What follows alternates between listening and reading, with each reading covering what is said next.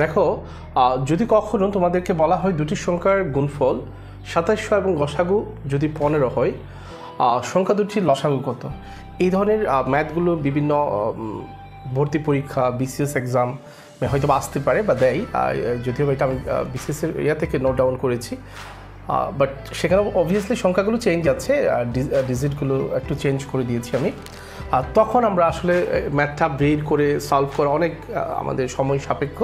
আমরা খুব সহজে এই ম্যাথগুলোকে আমরা সলভ করতে পারি। সেটা হচ্ছে কি, আমরা এই যে এখানে লসাগু আছে, একটি সূত্র তোমরা দেখে নিলে পারবা।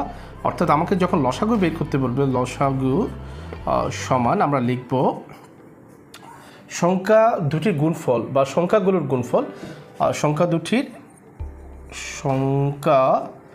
দুটির বা আরও যদি বেশি থাকে সেটা আলাদা ব্যাপার। সংখ্যা দুটির গুণফল ভাগ আমার কাছে দেওয়া আছে কি গসাগু,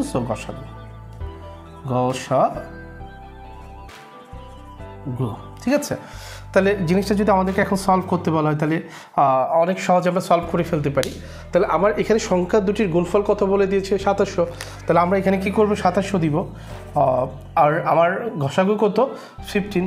সো আমরা 15 দ্বারা যদি 2700কে কী করি, ভাগ দিই বা কাটি, তোমরা ভাগ দিয়ে দেখবা, তাহলে আমরা পাবো কত? 180। সো আমরা চেক আউট করবো এখানে 180 আছে কিনা।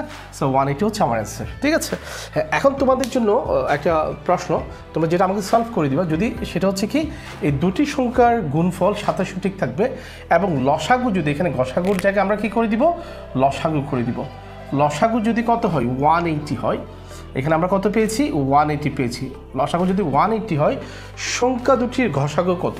জাস্ট তোমরা এখন আমাকে কমেন্ট সেকশনে দেখাবা সংখ্যা দুটির ঘষাগু কত, ঠিক আছে।